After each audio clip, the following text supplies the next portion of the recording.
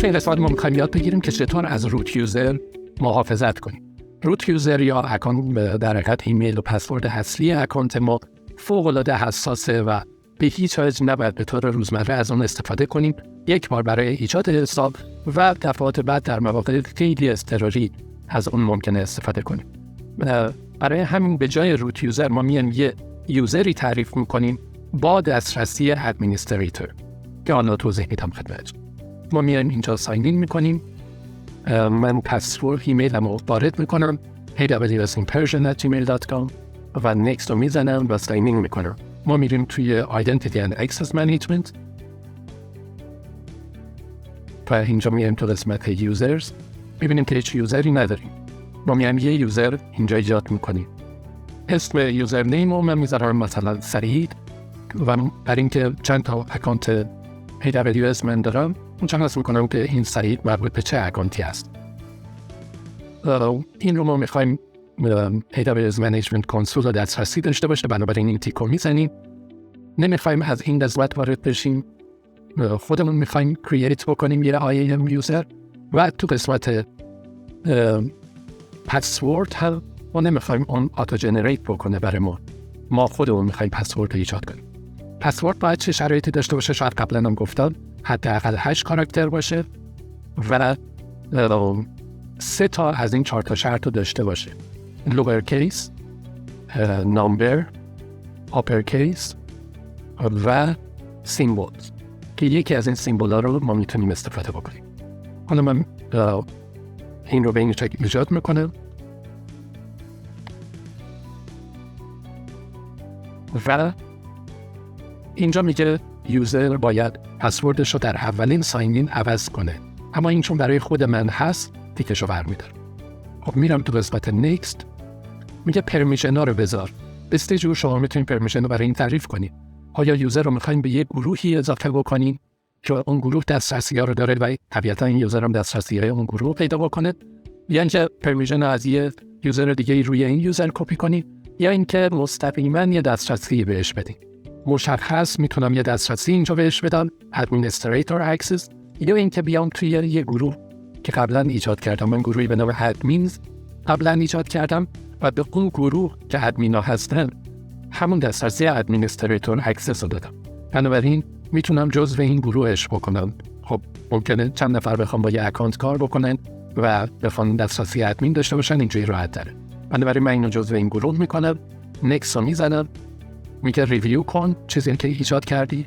یوزر نیم منه، کاستم پسورد ایجاد کردم و پسورد ریست نیاز نیست که انجام بشه. پرمیشن سامری من از گروهی به نام ادمینا هستش که پرمیشن رو از گروه گرفته. تگم میتونم بذارم براش، مثلا یه گروهی ایجاد میکنم به نام منیجرز، اینو میذارم مثلا کایتی منیجر. فقط اینکه شما ببینین که چطور تگ کار میکنه. ممکنه ما چند نفر رو بخوایم زیر مجموعه منیجرز بخوایم قرار بدیم، به این شکل چندین دیولپر داشته باشیم، اونا رو مشغول تگ میدیم و اینجا ما میاریم کرییت یوزر میکنیم و میبینیم که یوزر ایجاد شد. خب اینو میتونم دانلود کنم به صورت فایل CSV که من این کار رو انجام میدم. من برمیگردم به قسمت یوزر رو، میبینیم که این ایجاد شد با مشخصات کاملش اینجا و حالا دیگه من کارم رو انجام دادم. الان میام از اکانت، من یه ذره بزرگترش کنم، من میام الان از با روت یوزر خارج شدم دیگه. من میام از روت یوزر خارج میشم و اینجا میام چه کار میکنم؟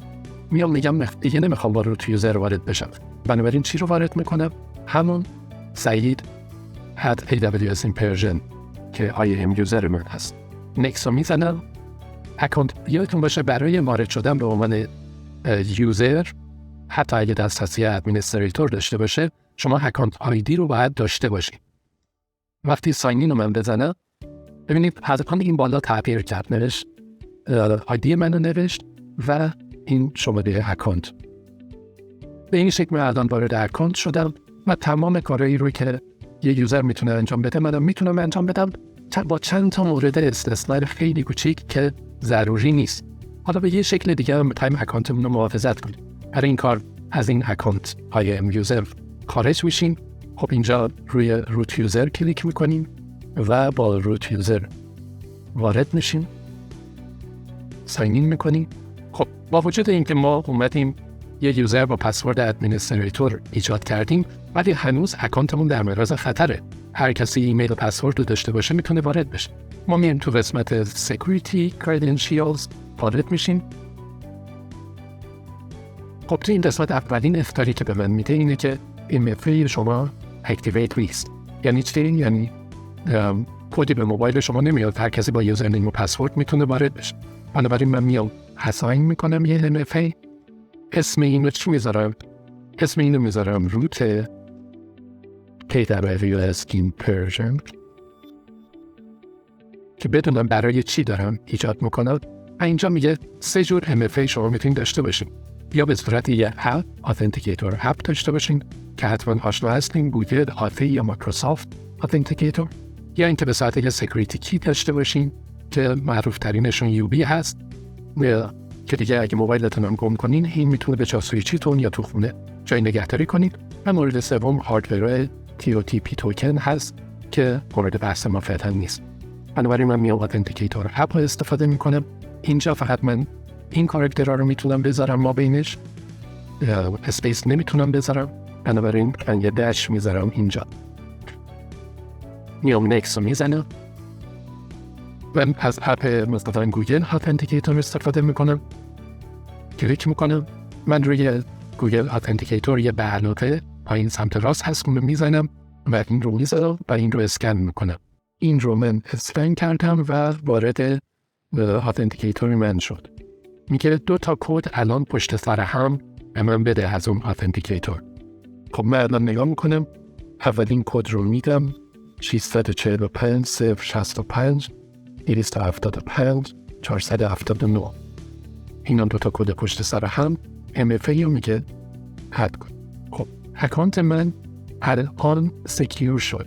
امتحان میکنی، خارج میشیم از روت اکانت، دوباره میایم کلیک میکنیم، ساین این میکنیم، اینجا میایم توی این اکانت وارد میشیم، پسوردمون رو میزنیم.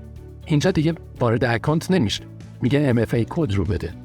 برای همین من دوباره باید برم وارد گوگل اتنتیکیتورم بشم و کدی رو که میبینم وارد کنم. متاسفانه نمیتونم صفحه گوگل اتنتیکیتور رو نشون بدم به خاطر سکیوریتی که این برنامه داره و اجازه نمیده که من نشون بدم. 350 298 به طرز کارش رو خیلی راحت میتونید توی یوتیوب پیدا بکنید. من این رو میزنم، سابمیت میکنم و وارد اکانت میشم. الان دیگه اکانت من سیفه، اگرچه دیگه از روت یوزر استفاده نمی کنم، ولی حتی اگه کسی یوزرنیم پسورد منم به دست بیاره، باز این کد رو نمیتونه به دست بیاره مگر اینکه موبایل منم به دستش بیافته. خب اینم از این قسمت. امیدوارم مفید بوده باشه براتون. بریم برای جلسه بعد.